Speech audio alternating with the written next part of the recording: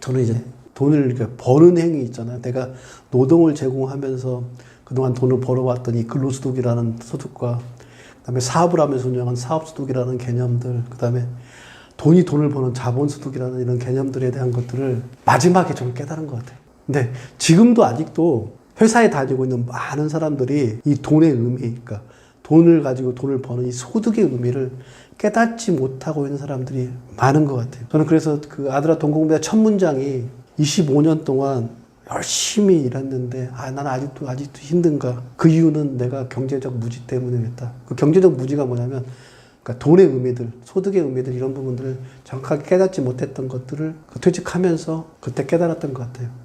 그래서 다른 분들도 저는 돈의 의미를 저보다는 더 먼저 직장에 다니면서 돈의 의미를 깨달았으면 좋겠어요. 그래서 그 돈의 의미를 깨닫는다 그러면 흔히 말하는 불로소득은 뭐 죄악시하는 그런 생각들에서 벗어나서 사실 불로소득만이 진짜 자본주의에서 끝판왕의 소득이라는 거. 그래서 돈을 어떻게 벌 건가에 대한 기본적인 자본주의 메커니즘에 대한 것들을 이해하게 되면 자본주의 속에서 살아가는 이 정글 속에서 살아갈 수 있는 삶의 지혜를 훨씬 더 깊게 깨달을 수 있다 이런 생각해서 저는 깨달은 게 돈의 의미, 돈 버는 소득에 대한 의미를 깨달은 게 퇴직하면서 이문까지 올라오고 퇴직하면서 돈을 받고 다니는 학교인 회사에서 얻은 가장 큰 자산이라고 생각합니다. 그러니까 소득별 차이는, 그러니까 근로소득의 가장 큰 차이는 뭐냐면 사실 가장 좋은 소득이 근로소득이에요. 자본 하나도 안 들어가고 자기 노동만 제공하고 시간만 제공해가지고 버는 소득이 가장 좋은 소득이에요. 근데 이게 한계가 뭐냐면 딱 49.3세 유한하다는 거. 유한하다는 그 한계가 있어요. 그래서 그 근로소득이 가지고 있는 장점을 충분히 이용할 수 있는 것들은 필요한 거예요. 근데 이 유한하다는 부분들은 분명하게 인식해야 되는 거. 그러니까 49.3세 대한민국의 평균적인 1차 퍼스트 잡을 갖다 갖는 것들이 기간이 49.3세더라고요. 그러니까 그거에 대한 걸 정확하게 이해하는 거고. 사업소득은 그 재화를 생산해서 판매하는 걸 통해서 이익을 얻는 건데 이 사업소득은 굉장히 위험해요. 위험 요소가 굉장히 큰 소득입니다. 그래서 이 사업소득을 하기 위해서는 사실은 근로소득을 하면서 이 사업소득의 기본적인 사업 아이템과 사업 자본과 사업의 시스템 이런 부분들을 구축할 수 있는 능력들을 배양하기 이전에는 사실 사업소득으로 돈 버는 건 어렵다는 거. 이런 부분들을 이해해야 되고요. 그리고 가장 어찌 보면은 안전하면서도 자본주의에서는 가장 끝판왕의 소득이 자본소득이에요. 그러니까 돈을 버는 소득. 근데 돈을 버는 소득은 한 가지 문제가 뭐냐면 돈의 크기가 커야 돼요. 자본의 크기 없이는 벌리지가 않아요. 그러니까 돈 중에 가장 큰 힘을 가는 돈이 뭐냐면 뭉칫돈이라고 해서 돈이 뭉쳐져야 돼요. 이게 바로 자본소득을 만들어내는 가장 훌륭한 방식이거든요. 근데 뭉칫돈은 그냥 생기지가 않잖아요. 그냥 생기는 방식은 하나밖에 없어요. 아버지가 뭉치를 갖다 주든지 아니면 신이 로또 당첨 줄 수 있는 번호 알려줘가지고 로또 당첨돼가지고 벌든지 그 이외에 나머지 부분들은 자기가 노동을 하든 사업을 하든 해서 자본소득까지 올라갈 수밖에 없는 거예요. 자본소득을 벌 수 있는 그 크기만큼. 그러니까 이런 차이점들을 갖다가 극명하게 저는 이 소득의 종류를 통해서 깨달은 거죠. 그런 것들을 깨닫고 있느냐 못한 것이냐 이 차이점이 아마 이 퇴직 이후에 자본주의를 살아가는데 큰 힘의 차이가 된 것 같아요. 저는 그 부분을 깨달았고 그 깨달았기 이전에 이제 근로소득 중에서 벌었던 월급이나 이런 부분들을 제 와이프가 재테크를 통해 가지고 자본소득에 올릴 수 있는 만큼 극대화 시켰기 때문에 그래서 지금은 조금은 여유가 있게 살아갈 수 있는 것들은 그런 것들 덕분이라고 생각합니다. 전화에서 가장 어려운 부분은 시간인 것 같아요. 그러니까 근로소득이든지 사업소득이든지 그러니까 타이밍이 아니라 시간을 쌓아서 최소한 저도 그러니까 1997년도 제가 결혼할 때 2,500만 원 그것도 빚이 포함된 2,500만 원 가지고 저 고덕동에서 반지하로 시작해서 제가 2020년도 퇴직할 때 50억이라는 자산을 가졌으니까 그 기간 동안에 얼마예요? 25년이잖아요. 그러니까 25년이라는 시간을 쌓아왔기 때문에 그 25년의 시간에 의해서 이 자본이 만들어진 거거든요. 그래서 모든 자본은 저는 이렇게 얘기해요. 긴 호흡이 필요해요. 짧은 호흡으로 모든 걸 하려고 하다 보면은 거기에서 다 실수가 발생돼서 전환이 이루어지지 못하는 것 같아요. 그래서 최소한 10년, 20년, 25년의 긴 호흡으로 자본소득을 만들겠다는 그런 생각을 가지고서 움직여야 된다.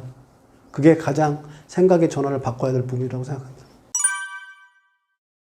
그러니까 마약이라는 것들이 뭐냐면 그 가장 큰 병폐는 뭐냐면 의존성이잖아요. 마약 이외에 나머지 것들이 다 재미가 없는 거예요. 마약만 하나 딱 맞고 나면 그냥 좋아서 막 세상이 다 편안해 보이니까 거기에 빠져가는 거잖아요. 이 월급도 그래요. 다달에 한 번씩 이렇게 월급 주사라고 그러더라고요. 월급 마약 주사. 이거 맞고 나면 힘들었던 것도 다 잊어버리고, 그러니까 거기에 그냥 빠져가지고 계속 의존하게 되고 그런 상황들이 벌어지게 돼요. 근데 이 마약 주사를 계속 맞아가면 좋은데 이 마약 주사를 못 맞는 순간이 오잖아요. 그러면 어떻게 돼요? 마약 주사는 없는데 마약을 계속 의존하게 되면 월급에 계속 의존하게 되는 생각들이 고쳐져서 그 의존성에서 벗어날 수가 없잖아요. 그래서 저는 그 마약처럼 가장 큰 병폐인 의존성을 벗어날 수 있는 게 경제적 자기 주도적인 뭔가를 가지고 있어야만이 월급에서 벗어날 수 있거든요. 그래서 그 월급의 의존성이 깊어지지 않을 수 있도록 경제적 자립성, 독립성을 가져갈 수 있는 자기만의 틀들을 가지고서 하면은 월급은 마약이 아니라 내 몸에 좋은, 가장 좋은 보약이 될 수 있다고 저는 생각합니다. 근데 월급이 마약인 사람들이 의외로 많더라고요. 저 같은 경우는 월급이 진짜 보약이었어요. 저의 지금을 갖다가 이렇게 그래도 경제적으로 건강하게 만들어주는데 가장 힘이 되었던 약은 뭐냐면 월급이었어요. 그래서 저는 월급을 보약이었고요. 이 보약도 한 20년 정도 맞다 보니까 지금처럼 건강인 것처럼 하는데 월급을 마약처럼 의존해가지고 그 월급 이외에 다른 것 대안이 없이 계속 마약을 투여한다 그러면 나중에 그 마약이 없어지는 순간에 삶은 지옥이 됩니다. 그래서 그 월급은 마약이 될 수도 있고 보약이 될 수 있는데 여러분들은 마약이 아니라 보약이 될 수 있도록 여러분의 경제적 주도권을 가져갔으면 좋겠습니다. 그러니까 월급이라는 것들 갖다가 보약으로 만드는 가장 큰 힘은 직장인이 가지고 있는 세 가지 장점을 잘 활용하는 거에 있어요.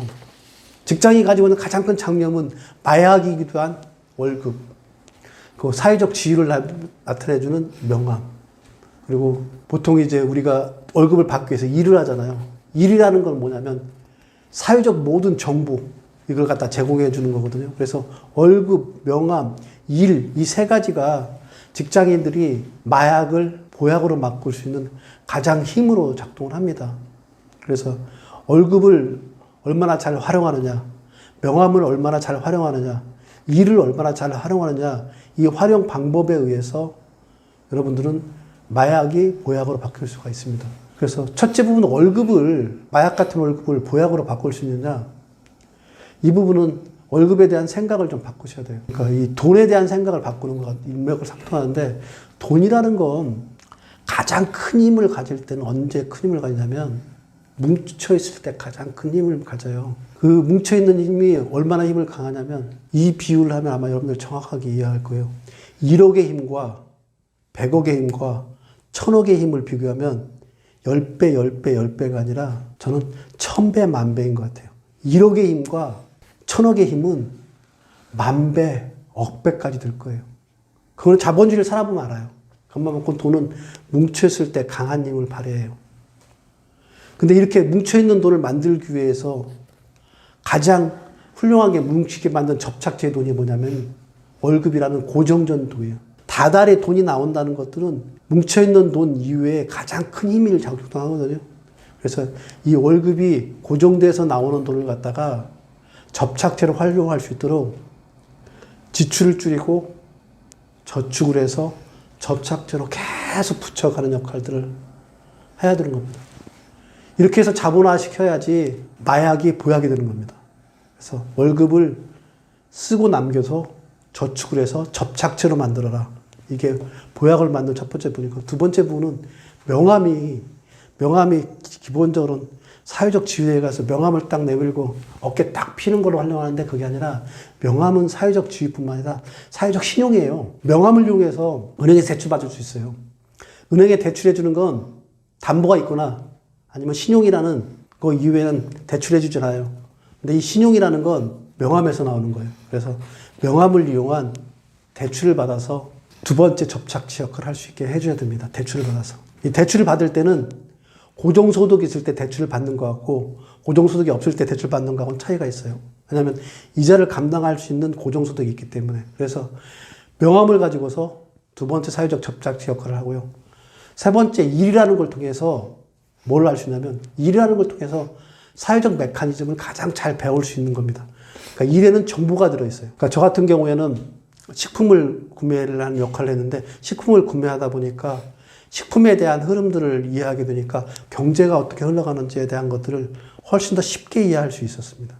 이런 것처럼 일을 열심히 하다 보면 거기에 왔는 정보들을 통해 가지고 자기가 가지고 있는 자본들을 갖다가 어떻게 더 극대화시킬 건가에 대한 정보를 얻을 수가 있습니다. 이 정보 또한 접착제가 돼요.